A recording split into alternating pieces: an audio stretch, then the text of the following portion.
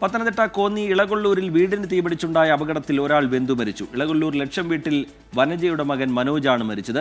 AV Jaishankar വിവരങ്ങളുമായി പത്തനംതിട്ടയിൽ നിന്ന് ചേരുന്നുണ്ട്. ജയശങ്കർ, എന്താണ് ഈ തീപിടുത്തത്തിന് കാരണം? ആരെങ്കിലും തീയിട്ടതാണോ? എന്താണ് ഈ ഘട്ടത്തിൽ ലഭ്യമാകുന്ന വിവരങ്ങൾ? എന്താണ് പോലീസ് പറയുന്നത്? എന്താണ് ജയശങ്കർ?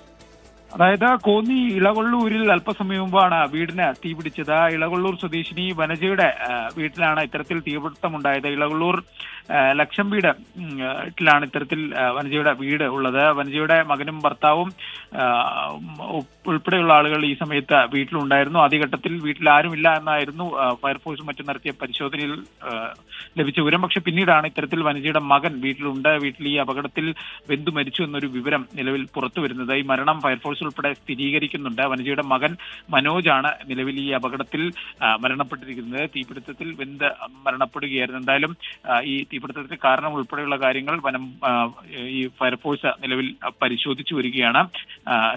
എന്താണ് ഇതിനുള്ള കാരണം? ആരെങ്കിലും തീയിട്ടതാണോ അതോ മറ്റു തരത്തിൽ വീട്ടിൽ നിന്നുള്ളത് തന്നെ തീപിടിച്ചതാണോ എന്നുള്ള ഉൾപ്പെടെയുള്ള കാര്യങ്ങൾ നിലവിൽ ഫയർഫോഴ്സ് പരിശോധിച്ചു വരികയാണ്.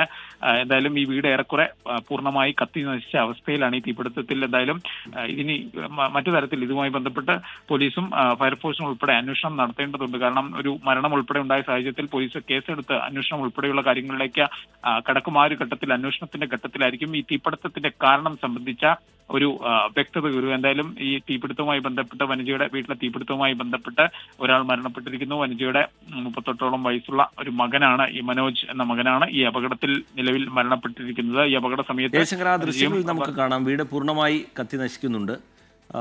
എന്താണ് സംഭവിച്ചതെന്ന കാര്യത്തിൽ ഇനിയും ഒരു വ്യക്തത വരേണ്ടതുണ്ട് എന്ന് തോന്നുന്നു. ഈ അയൽവാസികളോടും ബന്ധുക്കളോടുമൊക്കെ സംസാരിക്കുമ്പോൾ ഈ ഘട്ടത്തിൽ എന്തെങ്കിലും വിവരങ്ങൾ ലഭ്യമാകുന്നുണ്ടോ? ഈ കുടുംബത്തിന്റെ പശ്ചാത്തലം, അത് സംബന്ധിച്ച വിവരങ്ങളൊക്കെ എങ്ങനെയാണ് ജയശങ്കർ?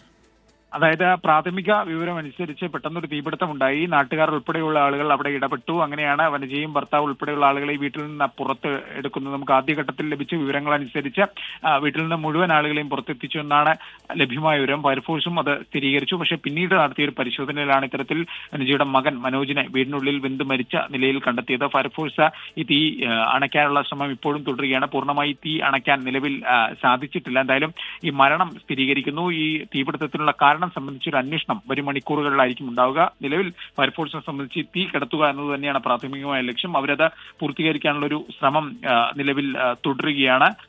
ഒപ്പം തന്നെ 3 പേരായിരുന്നു ഈ വീട്ടിൽ ഈ സമയത്ത് ഉണ്ടായിരുന്നത്. 2 പേർ രക്ഷപ്പെടുത്തി. ഒരാളാണ് ഇത്തരത്തിൽ, മകൻ മനോജാണ് ഇത്തരത്തിൽ മരണപ്പെട്ടു എന്ന തരത്തിൽ നമുക്ക് സ്ഥിരീകരിക്കാൻ കഴിയുന്ന വിവരങ്ങൾ വരുന്നത്. വലിയൊരു തീപിടുത്തമായിരുന്നു. ഇതിന്റെ കാരണങ്ങൾ കോന്നി ഇളകൊള്ളൂരിലാണ് വീടിന് തീപിടിച്ചുണ്ടായ അപകടത്തിൽ ഒരാൾ വെന്തു മരിച്ചിരിക്കുന്നത്. ഇളകൊള്ളൂർ ലക്ഷം വീട്ടിൽ വനജയുടെ മകൻ മനോജ് എന്നയാൾക്കാണ് ജീവൻ നഷ്ടമായിരിക്കുന്നത്.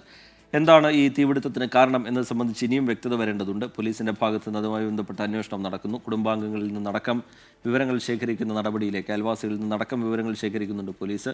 എന്താണ് ഈ തീപിടുത്തത്തിന് കാരണം എന്നതിലൊരു വ്യക്തത വരുത്താനായി AV ജയശങ്കർ വിവരങ്ങൾ നൽകുകയായിരുന്നു പത്തനംതിട്ടയിൽ നിന്ന്.